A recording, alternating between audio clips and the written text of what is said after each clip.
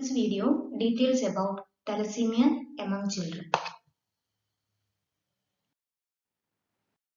The word thalassemia originated in 1930s from Greek word thalassa, which represents the Great Sea represent Mediterranean Sea. The disease was first known around this sea. This is the Mediterranean Sea. Thalassemia.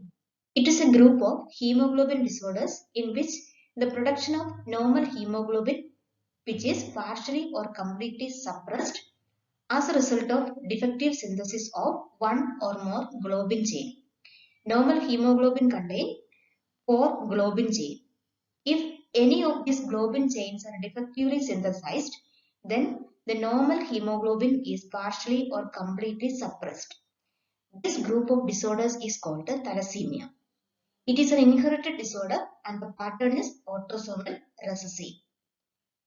This diagram shows the structure of hemoglobin. Hemoglobin is heme plus globin. Heme consists of iron and protoporphyrin. If there is deficiency in the synthesis of globin chain, that is called a thalassemia. That group of disorders are called a thalassemia. Further about structure of hemoglobin. The hemoglobin is a pigment present in red blood cell. Then in each red blood cell or in hemoglobin, there are 4 globin chain, 2 alpha chain, 1, 2 and 2 beta chain, 1 and 2. That is normally what is present in adult hemoglobin. In a hemoglobin molecule, there are 2 alpha chain and 2 beta chain in adults. Next about autosomal inheritance pattern. In this case, to have the disease manifestation, the patient should have 2 copies of abnormal gene. If one gene is abnormal and the other is normal, then that person is called as a carrier. This is the most common combination seen in thalassemia. Father is a carrier, mother also is a carrier. Then 25% of their children will be normal. That means both of the gene that produces the hemoglobin are normal. Both normal genes are received from the parents. Then 50% of their children may be carriers. That means one gene is normal and the other gene is abnormal. Here also one gene normal and the other gene is abnormal. Then 25% of their children will have the disease because both the genes are abnormal.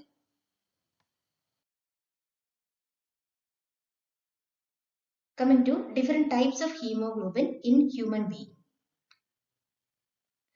There is hemoglobin A, hemoglobin A2 and hemoglobin F. Each of this hemoglobin contains 4 chains of globin, but the type of chains will be different.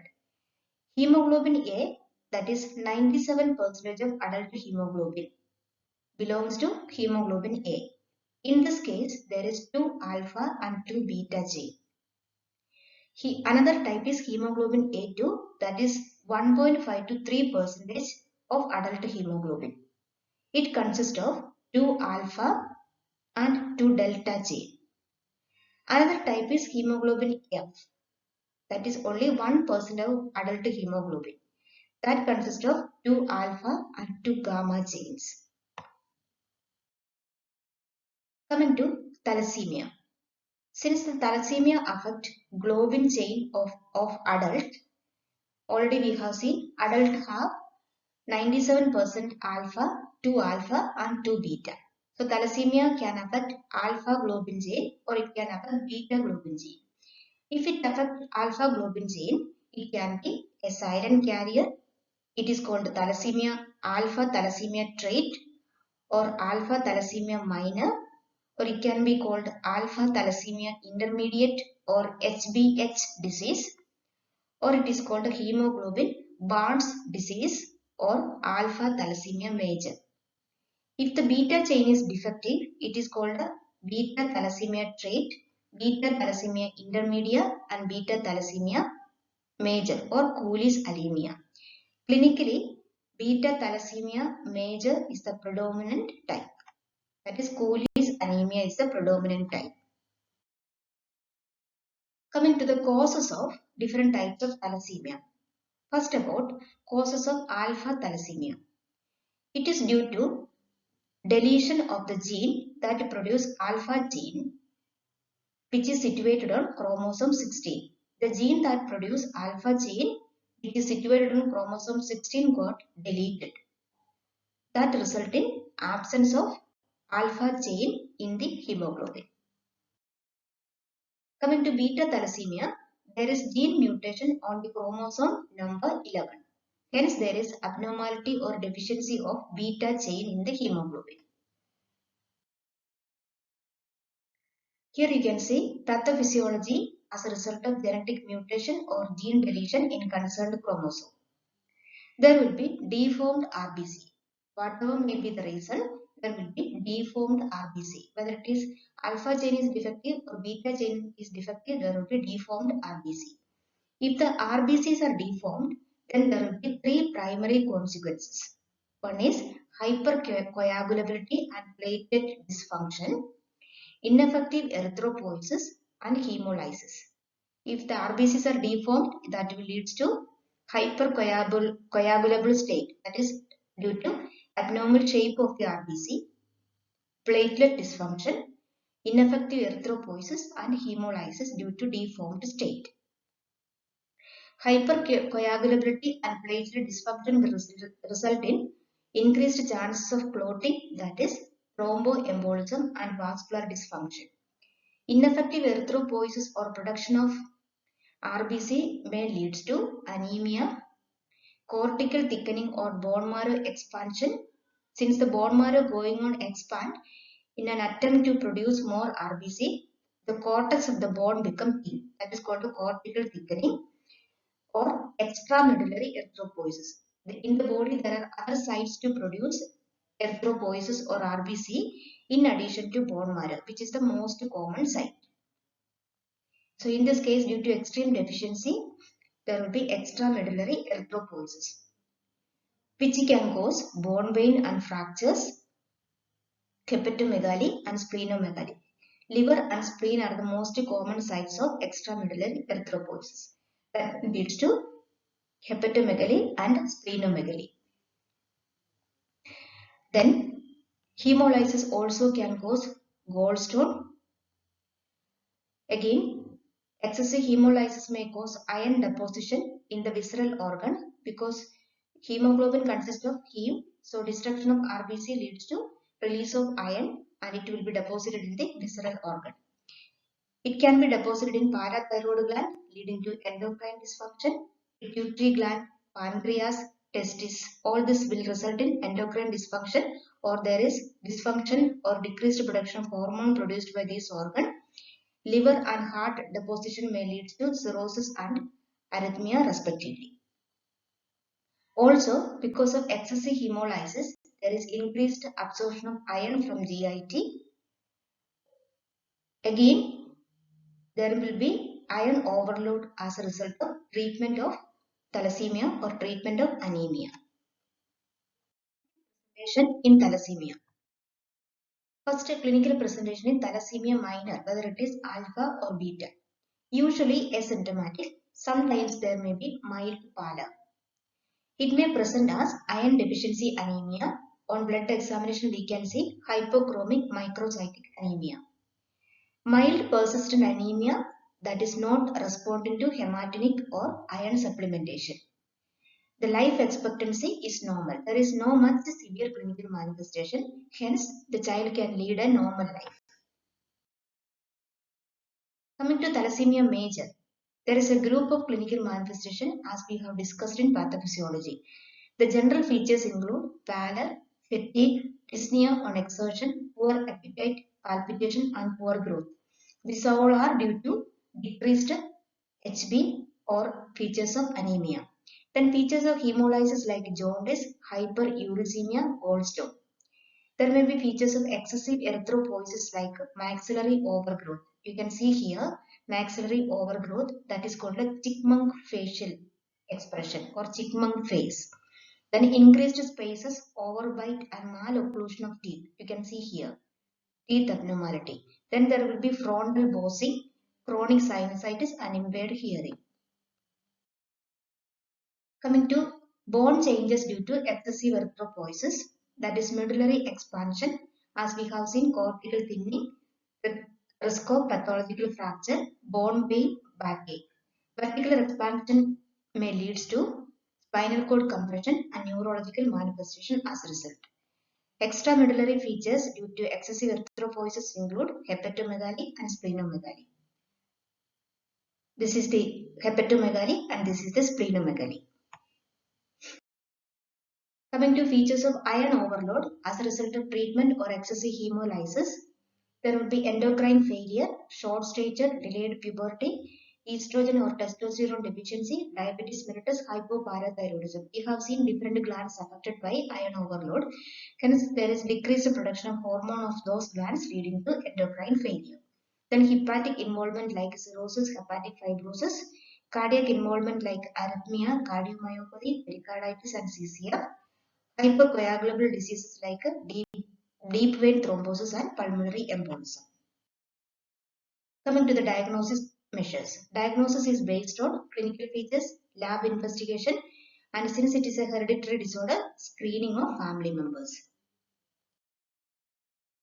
The different baseline investigations are full blood count or peripheral blood film, HB analysis or high performance liquid chromatography, serum ferritin, red cell phenotyping, DNA analysis, liver function test, infection screen and HLA typing. About the diagnostic criteria, already we have seen diagnostic criteria is mainly from family screening, clinical features and laboratory investigation. In thalassemia major, there will be anemia, hepatosplenomegaly and growth failure. Laboratory features HB less than 7 gram, HbF that is hemoglobin F normally only 1%. In this case it will be more than 90%. HbA2 normal or high and HbA usually absent because both alpha and beta chains may be involved. So HbA production will be abnormal or will be absent and other hemoglobin production will be there as a result of compensatory mechanism. In thalassemia intermedia, there will be mild anemia, thalassemia facies or chipmunk facies as we have seen in the previous picture, hepatosplenomegaly. Hemoglobin level will be 8 to 10 gram per deciliter, HbF more than 10%, HbA to 4 to 9%, HbA 5 to 90%. Beta thalassemia trait, normal to mild anemia, no organomegaly. HB will be less than 10, MCH less than 27, HbF 2.5 to 5, HbA to 4 to 9 and HbA more than 90. About management.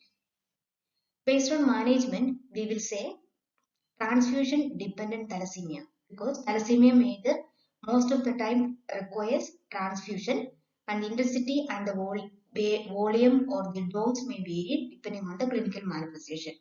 Since we call thalassemia major as transfusion dependent. It depends on blood transfusion or blood transfusion is the major treatment modality.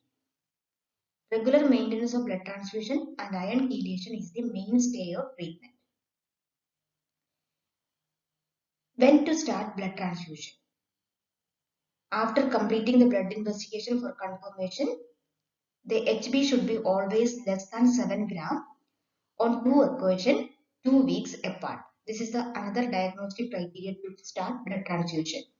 Then if HB more than 7 gram, but if there is impaired growth, severe bone changes, enlarging liver and spleen, blood transfusion may be started. What is the transfusion target? Pre-transfusion HB 9 to 10. Post-transfusion HB 13.5 to 15.5. And keep the mean HB that is 12 to 12.5 gram per dl. This is the transfusion target or blood transfusion target. The above target allow normal physical activity and growth, abolishes chronic hypoxia, reduce compensatory marrow hyperplasia.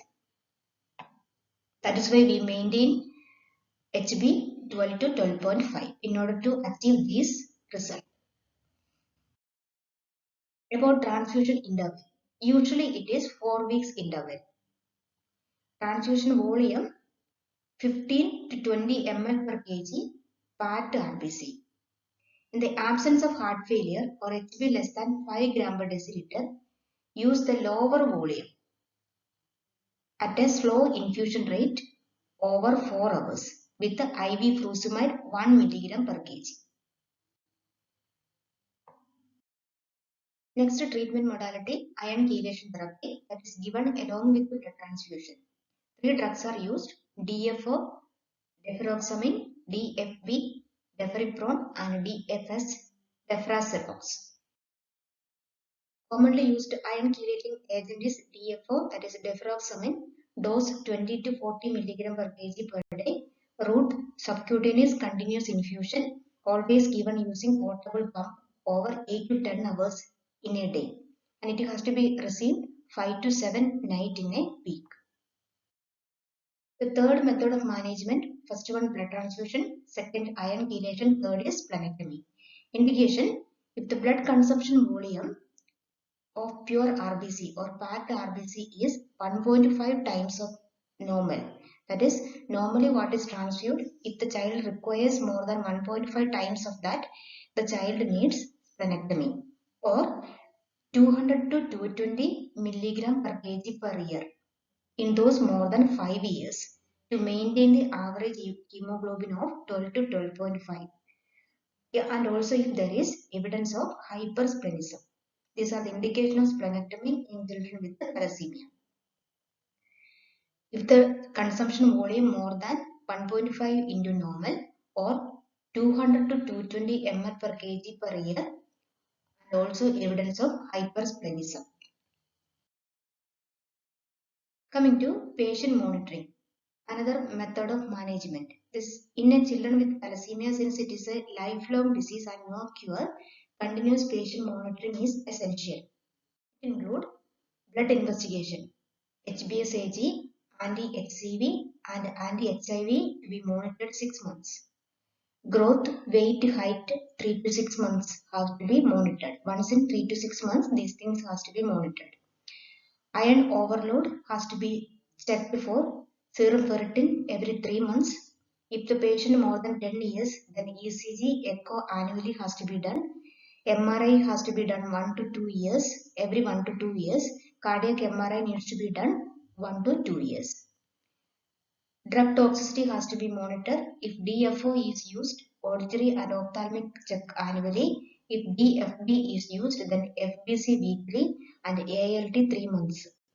DFX is used, then RFT, LFT, urine routine monthly, auditory and ophthalmology check annually has to be done.